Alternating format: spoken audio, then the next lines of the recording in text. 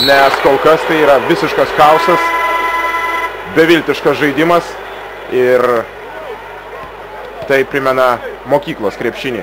Kalbu aš be abejo apie Clevelando Cavaliers komandą.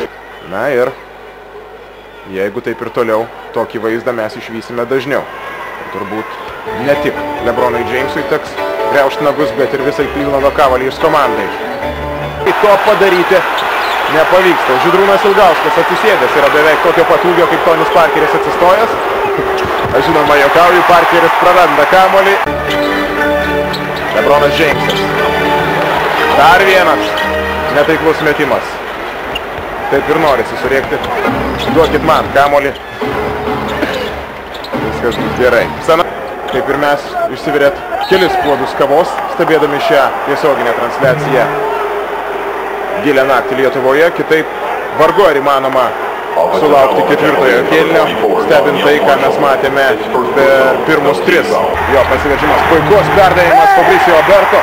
Tas ir vėl nesugeba pataikyti iš po krepšio. Komanda turi galimybę išsiveržti į priekį. Dar vienas Larry Hugheso metimas. 2 taškai su pražanga.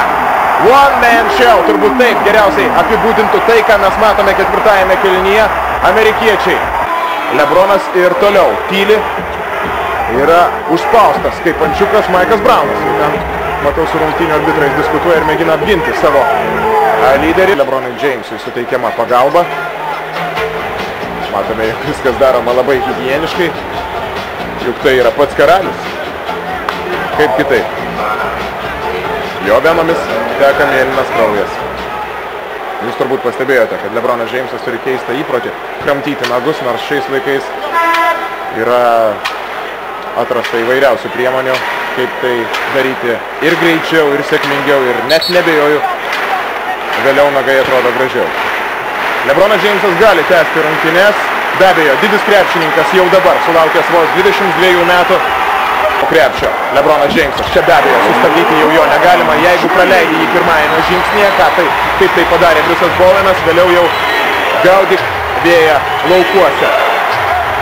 Rezultatyvesnis ir sveikinam visus sulaukus jo sugebėjusiems įveikti miegą šią gilę naktį LeBronas Jamesas.